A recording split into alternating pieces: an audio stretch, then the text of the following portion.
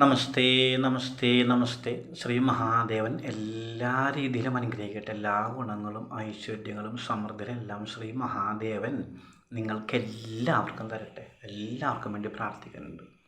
പിന്നെ നമ്മൾ പറയാൻ പോകുന്നത് വെച്ചാൽ എല്ലാ വീടുകളിലും നമ്മൾ കാണുന്നില്ല, എല്ലാ വീടുകളിലും പൊതുവെ 100-ൽ 80, 85, 90% വീടുകളിലും സാമ്പത്തിക ബാധ്യതകളൊക്കെ വന്നു ചേരും. പല വിധത്തിൽ വന്നു ചേരും. നമ്മളുടെ കൃത്യമായിട്ടുള്ള ജീവിത കാര്യങ്ങൾ നിയന്ത്രണമില്ലാതെയും അതുകൊണ്ട് തന്നെ ആർഭാട ജീവിതം നയിച്ചും പല രോഗാതുരിതങ്ങൾ വന്നും പല രീതിയിലും പറ്റിച്ചും കബളിപ്പിച്ചും ഒക്കെ പല രീതിയിലും പല വീടുകളിലും ധാരാളം സാമ്പത്തിക ബാധ്യതകൾ വന്നു ചേരാറുണ്ട്. ചില വീടുകളിലൊക്കെ നമ്മൾ അതിശയം പോലെ ഈ സാമ്പത്തിക ബാധ്യതകളെല്ലാം തീർന്ന് അവർ ഏറ്റവും ഉന്നതിയിലെത്താറുണ്ട്. അതുപോലെ തന്നെ പല വീടുകളിലും ദരിദ്രരായിട്ട് ജീവിച്ച് വളർന്നിട്ട് ഏറ്റവും നല്ല രീതിയിലേക്ക് സന്താനങ്ങളുടെ ഉയർച്ച കൊണ്ടും വളർച്ച കൊണ്ടൊക്കെ എത്തിച്ചേരാൻ സാധിക്കാറുണ്ട്. അങ്ങനെ അനവധി നാട്ടിൽ സംഭവിക്കാറുണ്ട്. എത്ര സാമ്പത്തിക ബാധ്യതയുള്ള വീടാണെങ്കിലും ആ വീട്ടിലെ ചില നക്ഷത്രക്കാരുടെ ജനനം കൊണ്ട് ആ ബാധ്യതകളെല്ലാം തീരും. അവർക്ക് ഏറ്റവും ഉന്നതിയിലെത്താൻ സാധിക്കും. എല്ലാ സാമ്പത്തിക ബാധ്യതയും തീർത്ത് ഏറ്റവും ഉന്നതിയിൽ ജീവിക്കാൻ സാധിക്കും. അപ്പോൾ അതിന് ഭാഗ്യമുള്ള കുറേ നക്ഷത്രങ്ങളുണ്ട്. അപ്പോൾ അവർ ജനിച്ചു കഴിഞ്ഞാൽ അല്ലെങ്കിൽ അവർ വളർന്ന് അവരുടെ ചുറ്റുപാട് കാര്യങ്ങൾ ശരിയായി കഴിഞ്ഞാൽ എന്ത് ബാധ്യത വന്നാലും അതൊക്കെ അവർ തീർക്കും. അതിനുള്ള മനസ്സ് അവർക്ക് ഉണ്ടാവും. അവർക്ക് ദൈവാനുഗ്രഹം ഉണ്ടാവും, കാരണന്മാരുടെ അനുഗ്രഹം ഉണ്ടാവും, പിതൃക്കളുടെ അനുഗ്രഹം ഉണ്ടാവും, സജ്ജനങ്ങളുടെ അനുഗ്രഹം ഉണ്ടാവും. അങ്ങനെ എല്ലാവരും അനുഗ്രഹം കിട്ടുന്ന കുറേ നക്ഷത്രക്കാരുണ്ട്. അവർ പൊതുവെ എല്ലാവരോടും സൽസ്വഭാവം കാണിക്കാനും എല്ലാവരോടും സ്നേഹത്തോടെ പെരുമാറാനൊക്കെ ഉള്ളൊരു മനസ്സും അവർക്ക് ഉണ്ടാവും. അങ്ങനെയുള്ള കുറേ നക്ഷത്രങ്ങളുണ്ട് വാസ്തവത്തിൽ. അപ്പോൾ അവരുടെ ആ പ്രവർത്തന ഫലമായിട്ട് കുടുംബങ്ങളിൽ എന്തോരം ബാധ്യത വന്നോട്ടെ, എന്തോരം ബാധ്യത വന്നാലും അതെല്ലാം വീട്ടിൽ ഏറ്റവും നല്ല രീതിയിൽ കുടുംബത്തിന് മുന്നോട്ട് കൊണ്ടുപോകാൻ അവർക്ക് സാധിക്കും. അങ്ങനെ കുറേ നക്ഷത്രങ്ങളുണ്ട് നമ്മളുടെ ഇടയിൽ അല്ലേ. അപ്പോൾ നമ്മൾ ജസ്റ്റ് ഒന്ന് അന്വേഷിച്ചാൽ അറിയാൻ പറ്റും. കുറച്ച് കുടുംബങ്ങളുടെ കാര്യങ്ങൾ നമ്മളുടെ ബന്ധുമിത്രങ്ങളുടെയും പരിചയക്കാരുടെയൊക്കെ വീടുകളിൽ നമ്മളൊന്ന് കേട്ടാൽ തന്നെ മനസ്സിലാവും ഈ നക്ഷത്രങ്ങൾ ആരൊക്കെയാണെന്നും ആ നക്ഷത്രങ്ങളുടെ ഗുണം കൊണ്ടാണ് അവർക്ക് ജീവിതത്തിൽ വിജയം ഉണ്ടായതെന്നെല്ലാം അറിയാൻ സാധിക്കും. പല രീതിയിലാണ്. അവരുടെ ജോലിയായിട്ട് ബന്ധപ്പെട്ട് ചിലപ്പോൾ അവർക്ക് ഭാഗ്യാനുഭവങ്ങൾ ഉണ്ടാവും, അല്ലെങ്കിൽ മറ്റു രീതിയിൽ ഏതെങ്കിലും ഭാഗ്യാനുഭവങ്ങൾ ഉണ്ടാവും. വിവാഹമായിട്ട് ബന്ധപ്പെട്ട് ധനം അനവധി വന്നു ചേരും. അതല്ലെങ്കിൽ പ്രതീക്ഷിക്കാതെ പല രീതിയിൽ പണം വന്നു ചേരും. ഇതൊന്നുമില്ലെങ്കിൽ അവർ പ്രവർത്തിക്കുന്ന മേഖലയിൽ ഏറ്റവും നന്നായിട്ട് ഉയർച്ച ഉണ്ടാവും, ഉന്നതി ഉണ്ടാവും. അപ്പം അങ്ങനെ ഉയർച്ചയും ഉന്നതിയൊക്കെ വരുമ്പോൾ അവർ ജീവിതത്തിൽ രക്ഷപ്പെടും എന്നല്ലേ.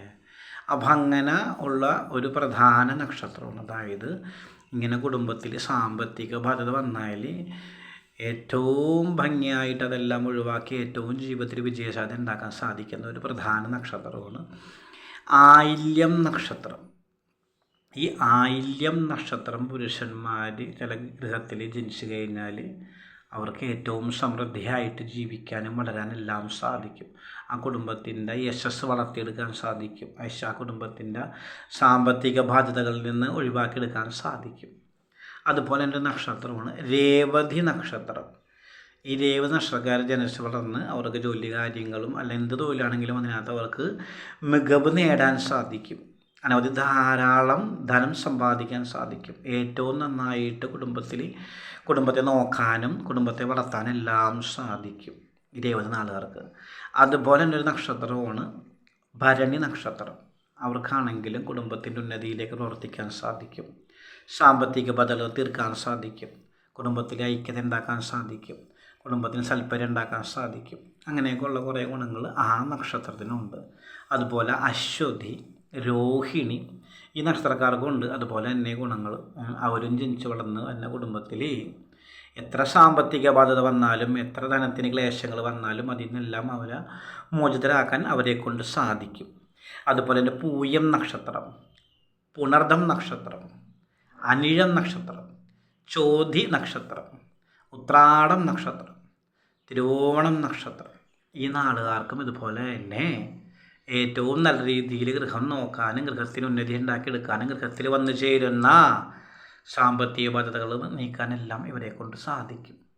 അങ്ങനെയുള്ള നക്ഷത്രങ്ങളാണ് ഇവയെല്ലാം.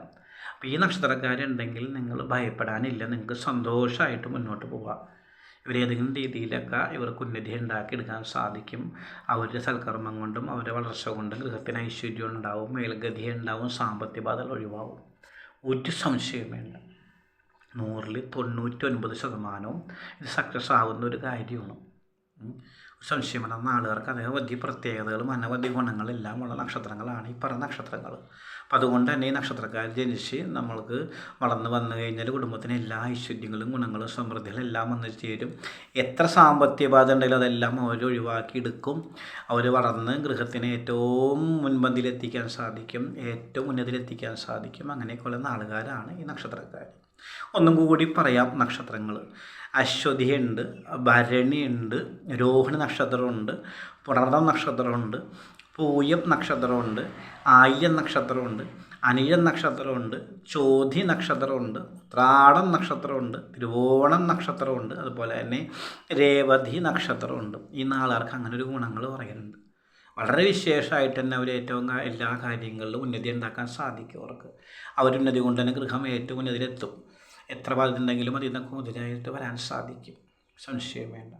അപ്പം നമ്മളുടെ ഈ ചാനലും ഇതൊക്കെ ഇഷ്ടമുള്ള ആൾക്കാരൊക്കെ ഇതൊക്കെ സബ്സ്ക്രൈബ് ചെയ്യുക, ഷെയർ ചെയ്യുക, ലൈക്ക് ചെയ്യുക. നമ്മളുടെ ഈ സംരംഭം ഏറ്റവും നന്നായിട്ട് പ്രോത്സാഹിപ്പിക്കുക. ഭഗവാൻ നിങ്ങളെല്ലാവരും അനുഗ്രഹിക്കട്ടെ.